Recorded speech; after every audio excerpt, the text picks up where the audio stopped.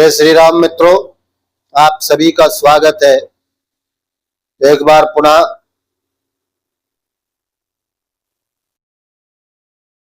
जो हमारी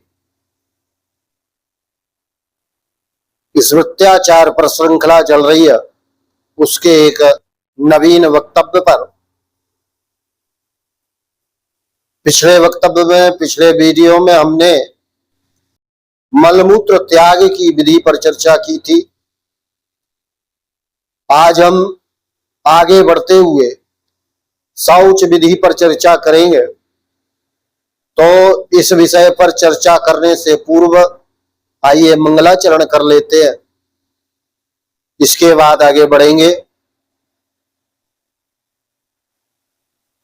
स्वस्ति श्री गणेशाय नमः।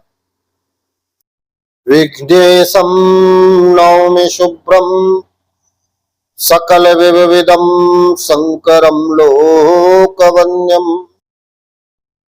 श्रीशं नारायणं नौमि करुणहृदयं भास्करं लोकनेत्रं। नत्वा माया स्वरूपां जगति प्रकृति रूपात्मका भासति या स्मार्तं धर्मानुकूलं श्रुतिविहित्वचा संप्रवक्ष्यामि तत्त्वम्। शंकरं शंकराचार्यं केशवं बादरायणं सूत्रभाष्यकृतौ वन्दे भगवन्तो पुनः पुनः। तो एक बार पुनः सभी सज्जनों का स्तुति मार्ग पर स्वागत है। सज्जनों, आज का विषय जैसा कि हमने कहा कि आज हम शौचाचार पर, शौच विधि पर चर्चा करेंगे।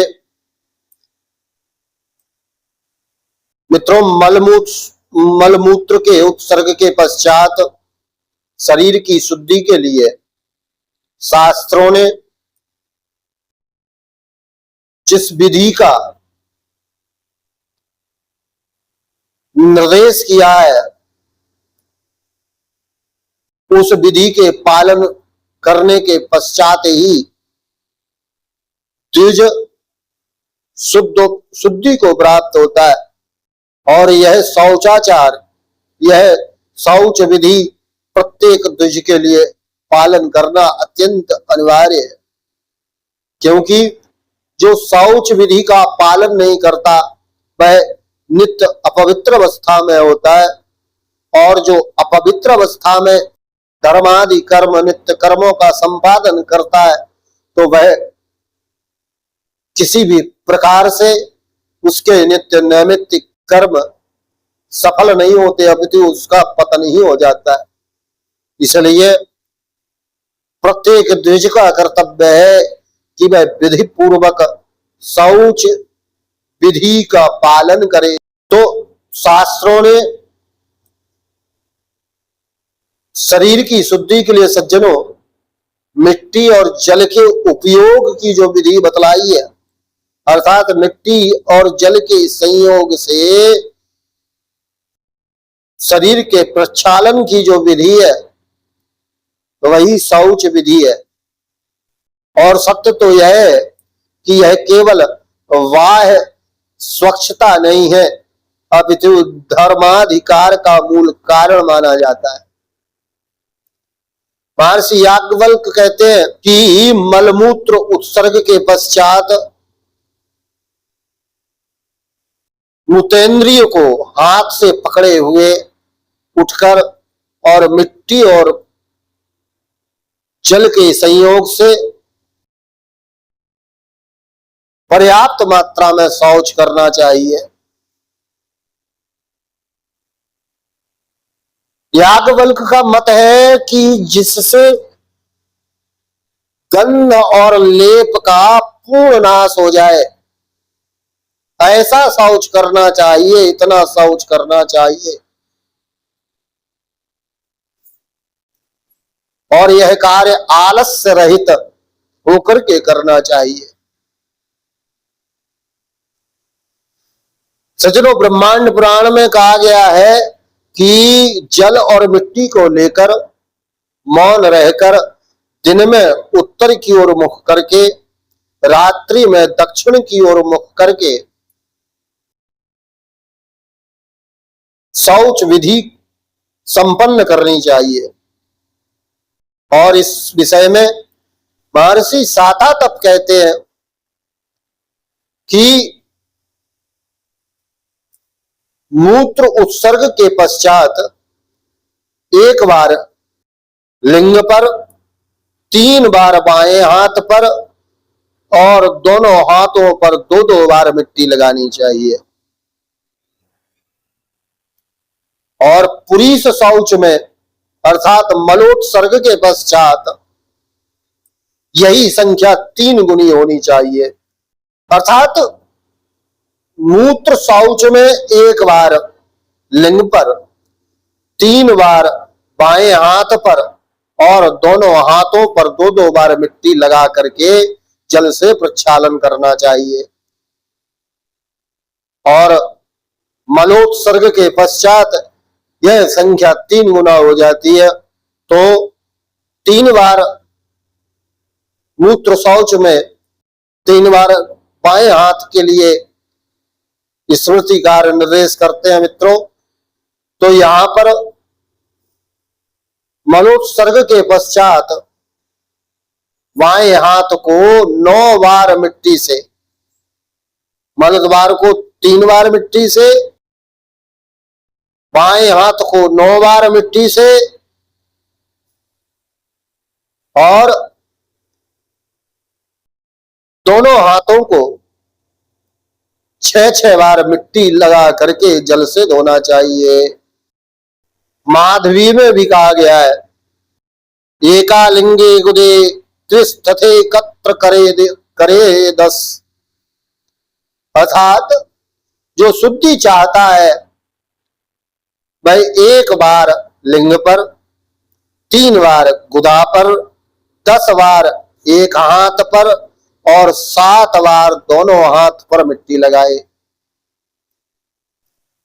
यहां पर जो संख्या भेद स्मृतियों की भिन्नता से, स्मृत्यांतर से दिखाई पड़ रहा है, इस संबंध में हमारे जो निबंधकार महापुरुष हुए, निबंधकारों का यहाँ पर मत है कि जहां संख्या भेद हो, वह अधिक संख्या जो हो उसको मुख्य कल्प और कम संख्या को अनुकल्प मानना चाहिए। और कुछ आचार्य इसको शक्तिशाली मतलब सामर्थ्य और असमर्थता के अनुसार भी मानते हैं कि जो सामर्थ्यवान हो वे जो स्मृतियों में अधिक संख्या कही गई है उसका पालन करें, और जो किसी प्रकार से असमर्थ हो वह निम्न जहां जिन स्मृतियों में कम संख्या बताई है उसका पालन करें।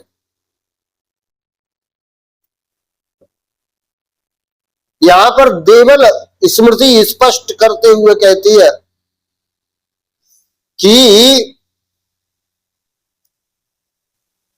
मनुष्य जब तक स्वयं को शुद्ध अनुभव ना करे तब तक उसको शौच विधि करनी चाहिए, शौच करना चाहिए, उतनी मात्रा में अधिक से अधिक करना चाहिए।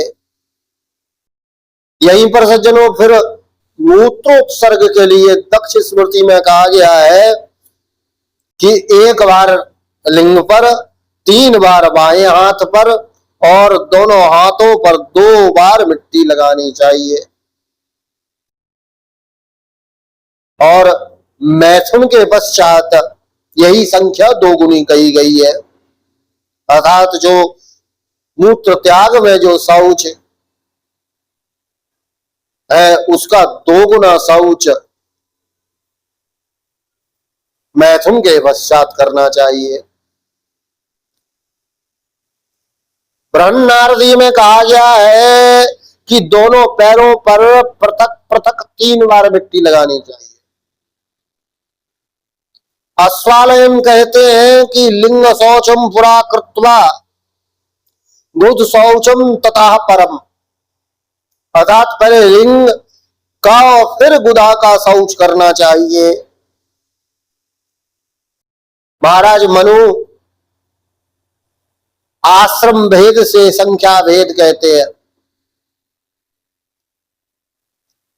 महाराज मनु स्पष्ट कहते हैं कि गृहस्थ के लिए जो शौच कहा गया है, जितनी मात्रा मिट्टी और जल की कही गई है,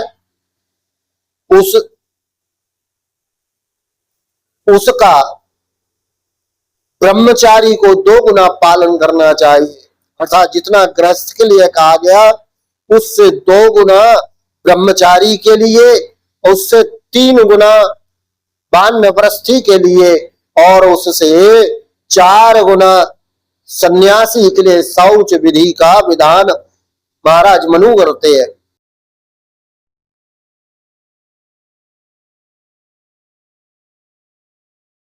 यहीं पर सज्जनों केवल स्मृति में कहा गया है कि दक्षिण हाथ धर्म कार्य हेतु माना गया है, इसलिए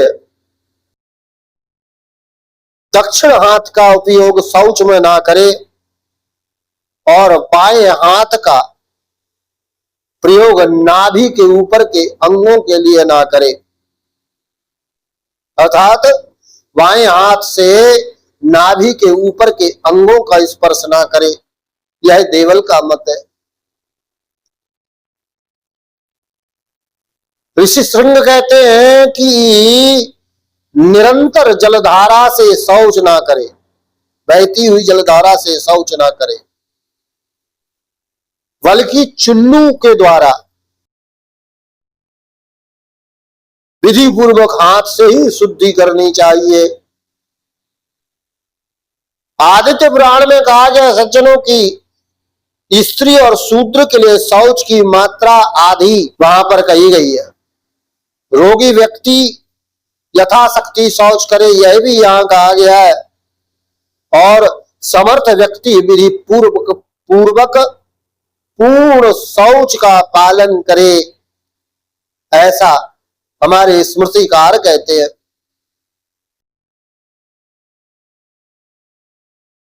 शास्त्रांतर से यह भी कहा गया है सज्जनों कि स्त्री शूद्र बालक और अशक्त जन संख्या का आग्रह न करके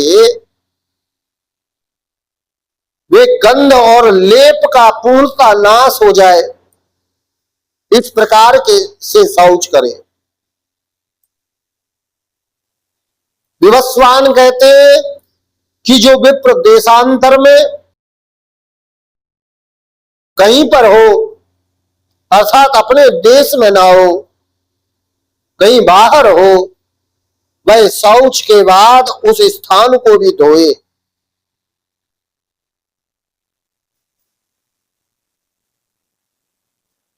क्योंकि यदि वह ऐसा नहीं करेगा, अर्थात देशांतर में शौचाचार किया हो, मलमूत्र आदि का त्याग किया हो, और यदि उसने वहां प्रयुक्त शेष मिट्टी और मल को ना धोया हो, तो उसके पितर उस अशुद्धि का भोग करते हैं। इसलिए देशांतर में विशेष सावधानी पूर्वक, अर्थात देशांतर की भूमि को अपवित्र नहीं छोड़ना चाहिए।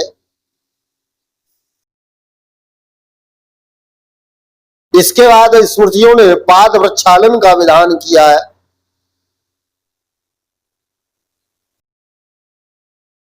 स्मृतिकार कहते हैं कि पूर्व मुख होकर के धीरे धीरे पांव धोए, हंसे नहीं, वार्तालाप ना करे, इधर उधर ना देखे, सावधानी पूर्वक एकाग्र चित्त से मौन होकर के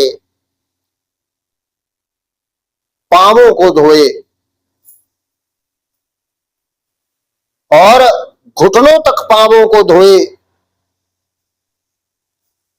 मिट्टी की सहायता से धोए। इत्येवं मृदभिर्व्रजानु प्राचल्य चरणों पृथक, अर्थात घुटनों तक पांवों को मिट्टी और जल से पृथक पृथक धोकर हाथों को मणिबंध तक प्रक्षालित कर फिर आचमन करे।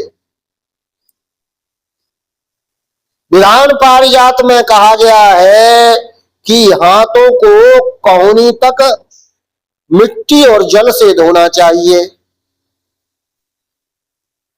आपस्तम्भ धर्म सूत्र में कहा गया है कि ई पांवों को पृथक पृथक प्रक्षालन करना चाहिए और स्मृतिकार दोनों पांवों के क्रम भेद, दोनों पैरों के धोने के क्रम में भेद को भी बताते हैं। शौचाहते वाम पदे पूर्वं नालाच्छालनं भवेत्, शौचे तु वाम पूर्वं स्याद् तंत दक्षिणं सदा।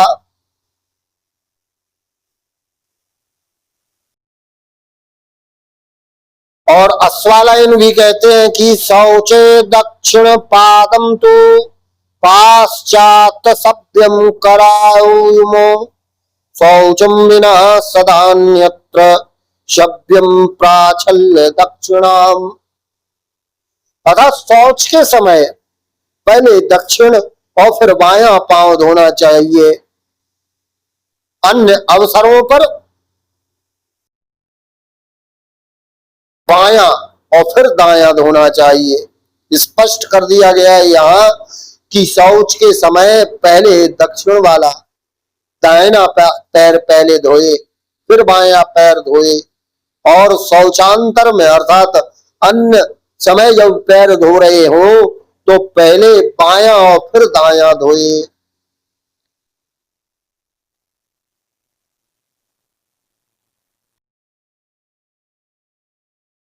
महर्षि व्यादपाद कहते हैं सज्जनों कि शौच दो प्रकार का होता है, बाह्य और आंतरिक। मिट्टी और जल से बाह्य शुद्धि होती है तथा भाव शुद्धि आंतरिक शौच है।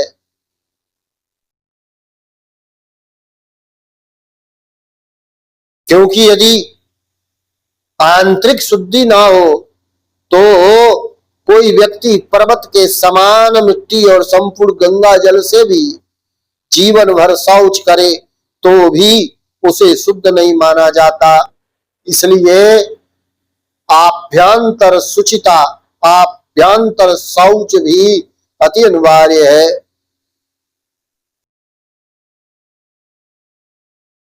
महर्षि बोधायन कहते हैं, महर्षि बोधायन कहते हैं सज्जनों कि देश काल, अपनी अवस्था, प्रयुक्त द्रव्य और प्रयोजन, इन सब के अनुसार विचार करके शौच का विधान करना चाहिए।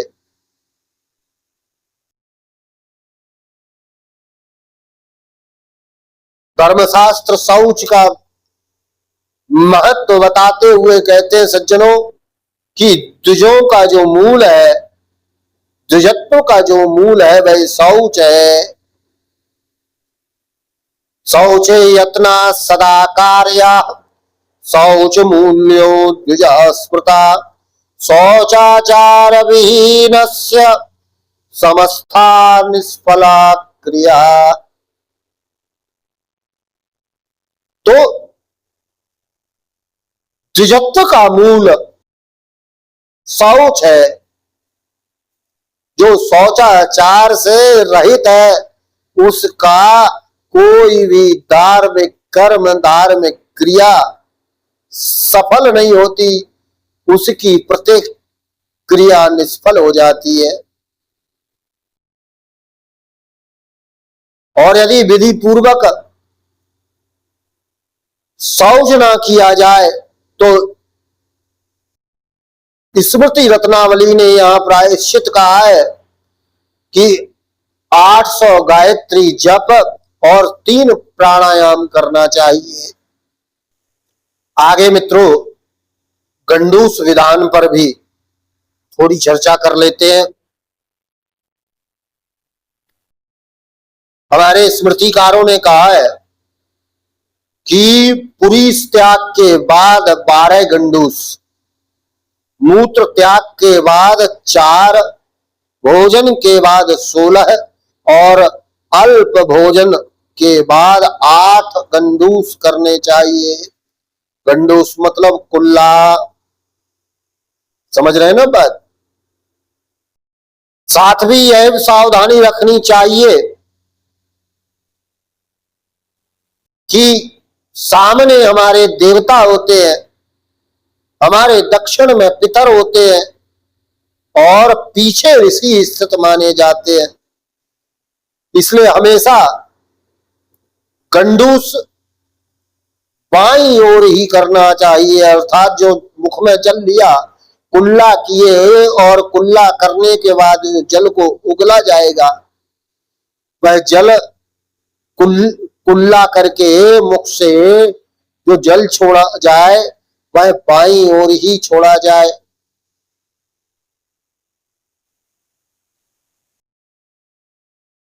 और इसको क्रमशः यदि समझना हो तो इस प्रकार समझे कि ब्रह्म मुहूर्त में उठकर वस्त्र बदलकर हाथ पांव मुख धोकर आचमन कर इष्ट देवता को नमस्कार करके ग्राम से दूर दक्षिण पश्चिम की ओर शुद्ध स्थान में जाकर शास्त्र विहित रीति से मलमूत्र का त्याग करे। तत्पश्चात मिट्टी और जल से लिंग गुदा हाथ पैर आदि का विधि पूर्वक प्रक्षालन करे, फिर गंडूस करे। तत्पश्चात जल पात्र धोकर उपवीत होकर आचमन करे। यह क्रम हुआ सज्जनों। तो ये जो है हमने संक्षिप्त में शौच विधि जो हमारे धर्म शास्त्रों में कही गई है वो मैंने आप सबके समक्ष रखी। इस श्रृंखला के अगले वीडियो में हम आचमन की विधि पर विचार करेंगे। आज के लिए इतना ही। आप सभी का कल्याण हो। जय श्री राम। श्री राम जय राम जय जय राम। श्री राम जय राम जय जय राम। श्री राम जय राम।